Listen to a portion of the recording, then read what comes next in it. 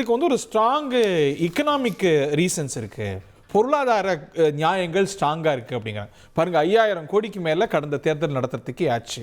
இப்படி ஒரு 1 2 3 4 5 இன்னும் கூட வச்சுருக்காரு பாயிண்ட்டு. அதுக்கெல்லாம் பதில் சொல்லுங்கள் சார். இது ஃபஸ்ட்டு நம்ம ஒரு விஷயம் சாத்தியம் இல்லையான்னு போகிறதுக்கு முன்னாடி தேவை இல்லையான்னு பார்த்துரும். அதுக்கப்புறம் சாத்தியம் இல்லையான்னு போகலாம். தேவை இல்லையா அப்படின்னா என்னோட முதல் விஷயம் ஜனநாயகம். இப்போ ஒரு ஜனநாயக நாட்டில் என்ன முக்கியம்? ஜனநாயகம். அதை அப்போல்ட் பண்ணுறதுக்கு ஒரு அரசாங்கம் என்னென்ன தேவையோ எல்லாமே செய்யணும். அதுக்கு வந்து நம்ம காசு பார்க்கக்கூடாது, அது முதல் விஷயம். ஆனாலும் தேர்தலுக்கு காசு அதிகமாக இவர் சொல்கிற மாதிரி எலெக்ஷனுக்கு 5000 கோடி செலவாகுதுன்னே வச்சுக்கிட்டா கூட அது இந்தியாவோட ஜிடிபி எவ்வளவு? கிட்டத்தட்ட 1 லட்சம் கோடி, 1 லட்சம் கோடி இந்தியாவோட ஜிடிபி. அப்படின்னா அது 5000 கோடி எவ்வளவு? கிட்டத்தட்ட 0.05%. ஆனால் எனக்கு எஸ்டிமேட் படி 0.02%. ஆனால் எனக்கு கிடைச்ச தரவுகள் படி எலெக்ஷனுக்கு வந்து கிட்டத்தட்ட 2023 to 24 எலெக்ஷனுக்கு ஃபண்ட் அலோகேட் பண்ணது 462 crores தான். அப்படின்னு பார்த்தா அது 0.0001. சரிங்களா? ஸோ அதனால வந்து இது காசுங்கிறது மினிஸ்கூல். இன்ஃபேக்ட் நீங்கள் வந்து ஒன் நேஷன் ஒன் எலெக்ஷன் வாங்கினா நீங்கள் விவிபேட்டையும் இவிஎம் மிஷினும் புதுசு வாங்கணும், அதுவே ஒரு 10,000 கோடி செலவாகும். ஆனால் as a political science student who reads political science, எலெக்ஷனுக்குன்னு வரும்போது அந்த காசை நம்ம பார்க்கக்கூடாது. எல்லாமே வந்து அந்த காஸ்ட்டுக்கு என்ன பெனிஃபிட் அந்த அனாலிசிஸ் பண்ணி பார்த்தா எலெக்ஷனுக்கு வந்து நீங்கள் செலவாகுது அப்படின்னா எலெக்ஷனை நடத்தாமல் போயிடலாமே செலவாகுதுன்னு. சரிங்களா? இப்போ எலெக்ஷனுக்கு செலவாகுது, எதுக்கு எலெக்ஷன் நடத்தணும்? ஸோ ஒரு சில விஷயம் நம்ம காசு பார்க்கக்கூடாது. காஸ்ட் பெனிஃபிட் எடுத்து பார்த்தீங்கன்னா ஒரு எலெக்ஷனுக்கு 20,000 கோடி செலவு பண்ணால் கூட நல்லா சிறப்பாக நடத்தினா it's worth it, because impact of the people are more. பணப்புழக்கம் எவ்வளோ வருது? இல்லை, அது ஒரு பொதுவாக சொல்கிறேன். இதில் வேற மாதிரி. ரெண்டாவது விஷயம் வந்து இதை வந்து உலகம் ஃபுல்லாக இருக்கிற பொலிட்டிக்கல் சயின்டிஸ்ட் இந்த சப்ஜெக்ட் நிறைய படிச்சிருக்காங்க, நிறைய ரிசர்ச் எழுதியிருக்காங்க. யூனிவர்சிட்டி ஆஃப் நாட்டிங்கம்ல இட்டாலியன் ப்ரொஃபஸர்ஸ் 2 பேர் ஒரு கட்டுரை எழுதியிருந்தாங்க. அவங்க இட்டாலியில் வந்து ஸ்டேட் அசம்பிளிக்கும் நேஷனல் அசம்பிளிக்கும் ஒரே டைமில் ஒரு காலகட்டத்தில் தேர்தல் நடத்தப்பட்டது. அந்த ஸ்டடியில் அவங்க என்ன சொல்லியிருக்காங்க அப்படின்னா, அந்த சேலியன்ஸ்னு ஒரு டேர்ம் இருக்குது. சேலியன்ஸ்னால் விச் இஸ் மோர் இம்பார்ட்டன்ட், எதுக்கு மக்கள் முக்கியத்துவம் தருவாங்க அப்படின்னு பார்க்கும்போது என்ன சொல்ல வராங்கன்னா, மாநில அரசும் ஒன்றிய அரசுக்கும் தேர்தல் ஒன்றா நடக்கும்போது ஒன்றியத்தோட விஷயங்கள், ஃபாரின் பாலிசி, டிஃபென்ஸ், அதுக்கு முக்கியத்துவம் தந்து மக்கள் அதுக்கு ஓட்டு போட ஆரம்பிப்பாங்க. அதுக்கப்புறம் வந்து ரோடு, ஹாஸ்பிட்டல், ஹெல்த் கேர், சரிங்களா, அதுக்கப்புறம் எஜுகேஷன், இதெல்லாம் மாநில பட்டியல் வருது. விஸ்டம் ஆஃப் த மாசஸ் குறைச்சு முதல் அந்த பாயிண்ட்டுக்கு வரேன். நான் அது பண்ணல. ஆனால் இந்த விஷயத்துக்கு வந்து அவங்க வந்து இந்த விஷயங்கள் வச்சு மக்கள் ஓட்டு போடுறது இல்லை அப்படின்னு சொல்றாங்க. நேஷனல் இஷ்யூஸ் வில் டேக், ஏன்னா பெரிய தேர்தல். இப்போ ஒரிசா மாதிரியான மாநிலம், ஆந்திரா மாதிரியான மாநிலம், சில சமயங்களில் தமிழ்நாடு கூட மாநிலத்தில் ஒரே சமயத்தில் தேர்தல் நடக்கும்போது மாநிலத்தில் ஒரு கட்சிக்கு ஓட்டு போடுறாங்க, தேசியத்தில் ஒரு கட்சிக்கு ஓட்டு. ஆனால் நான் இந்த டேட்டா இந்த இன்டர்வியூக்கு முன்னாடி இந்த டேட்டாவை நான் எடுத்தேன். கர்கா சாட்டர்ஜிங்கிறவர் இதில் ஒன்று எழுதியிருந்தாரு, டேட்டா வச்சு எக்ஸல் ஷீட். அது வந்து ஸ்க்ராலில் வந்துருந்தது. அவர் படி என்னன்னா 1990க்கு அப்புறம் நடக்கிற தேர்தலில் சைமல்டேனியஸாக நடந்தால் 70% ஒரே கட்சிக்கு ஓட்டு, 65% ஒரே கட்சிக்கு ஓட்டு போடுறதாகவும், அது ஆல்டர்னேட்டிங்காக நடந்தால், சரிங்களா, ஒரே டைம் நடக்காமல் வெவ்வேறு காலகட்டத்தில் நடந்தால் அது 40% குறையிறதாகவும் கண்டுபிடிச்சிருக்காங்க. இப்போ இந்த ஸ்டடியில் சொன்னது ஒரு முக்கியமான விஷயம், அது மட்டும் நான் முடிச்சிடறேன். அவங்க என்ன சொல்கிறாங்கன்னா, இட்டலியில் இந்த 15 காலகட்டத்தில் மக்கள் வந்து நேஷனல் இஷ்யூஸ் தானே ஓட்டு போடுறாங்க, ஃபாரின் பாலிசி, டிஃபென்ஸுங்கிறதுனால.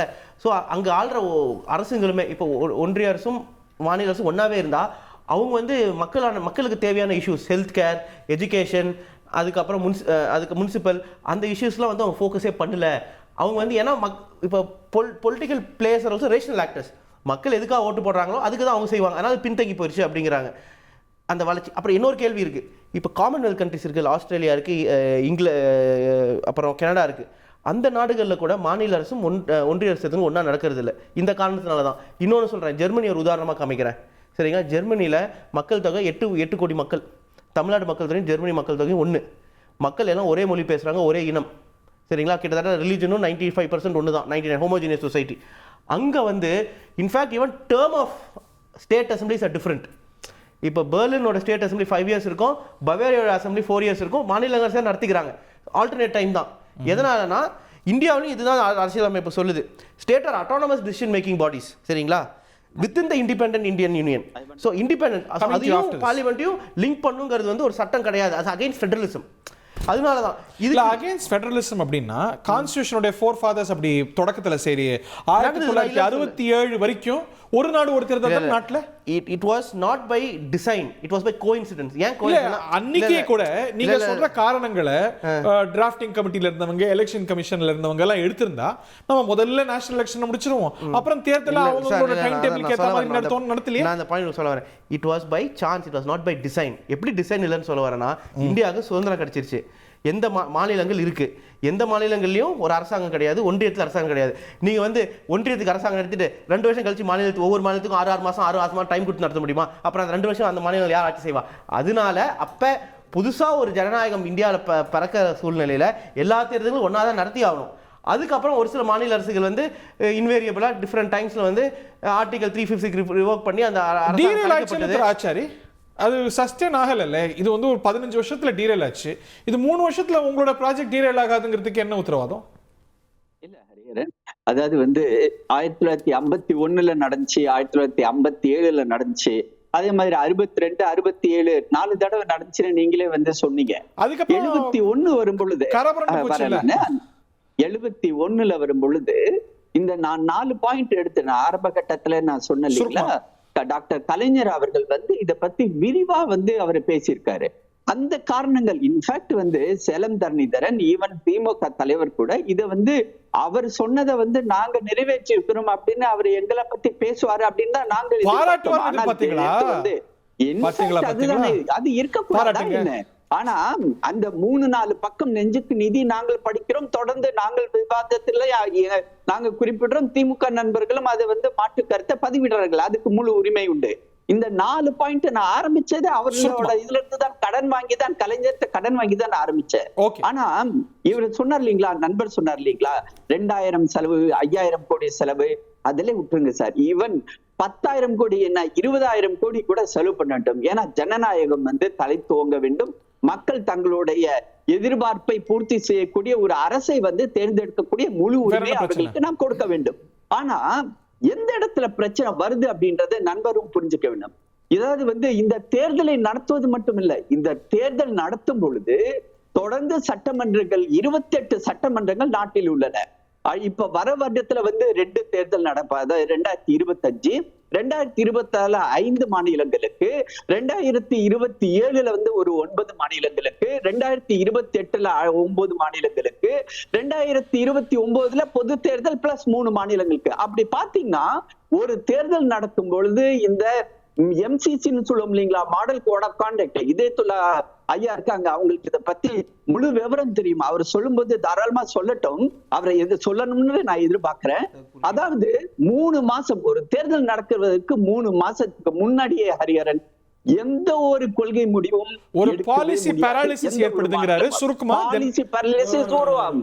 இது வந்து நான் ஒரு அரசு அதிகாரியாக நான் பணிபுரிந்து போது நிர்வாகம் பின்னுக்கு போய் அரசியல் முன்னுக்கு அது உலகத்துல எந்த நாட்டிலுமே வந்து பாலிசி பாராலிசிஸ். இந்த இந்தியா வந்து ஒரு யூனிக் எக்ஸ்பெரிமெண்ட் ஆன் டெமோக்ரஸி. உலகத்துல இருக்க ஹோமோஜினியஸ் கண்ட்ரி கூட 2 ஒண்ணா நடக்குது. ஒரு 2 மினிட்ஸ் பண்ணி கொடுங்க, முக்கியமான பாயிண்ட் சொல்லுங்க சரிங்களா. எந்த நாடுமே நடக்கிறது இல்ல. இப்போ நான் ஒரே ஒரு கேள்வி கேட்கறேன். இப்போ ரெண்டுமே ஃபிக்ஸ்டுங்கிறாங்கல்ல, இன் பிட்வீன் எலெக்ஷன் நடந்தா ரிமைனிங் டியூரேஷன் மட்டும் எலெக்ஷன் நடக்குங்கிறாங்க. இப்போ ஒரு மாநில அரசு உதாரணத்தை சொல்றேன், 3 வருஷத்துல கலைக்கப்படுது, 3 வருஷத்துல கலைக்கப்படுது சரியா. 3 வருஷம் கலைக்கப்பட்டா ஏதோ 100 ஹங் அசெம்பிளி ஏற்படுது, ஒரு கட்சி வித்ரா பண்ணிடுது, ஏதோ காரணம் பல காரணங்களால நடக்குது, 3 வருஷம் நடக்குது சரிங்களா. அதுக்கப்புறம் ஒரு எலெக்ஷன் நீங்க நோட்டிஃபை பண்றதுக்கு 2 months ஆகும். சரி, அதுக்கப்புறம் இன்னொரு 1 month 1.5 months ஆகும் எலெக்ஷன் கண்டக்ட் பண்றதுக்கு. அப்படின்னா வெறும் 1 வருஷத்துக்கு மட்டும் நீங்க வந்து எலெக்ஷன் நடத்துவீங்களா, இல்ல அந்த 1 வருஷத்துக்கு நீங்க வந்து ஜனாதிபதி ஆட்சி கொடுப்பீங்களா? அது ஒரு கேள்வி. இல்ல 1 வருஷத்துக்கு முன்னாடி ஆட்சி கலைக்கப்படுதுன்னா 1 வருஷம் அங்க ஜனாதிபதி ஆட்சி நடக்க போகுது. That is not desirable in democracy. அதான் நான் சொல்ல வர பாயிண்ட். செய்திகளை உடனுக்குடன் தெரிந்து கொள்ள உடனே சப்ஸ்கிரைப் பண்ணுங்க.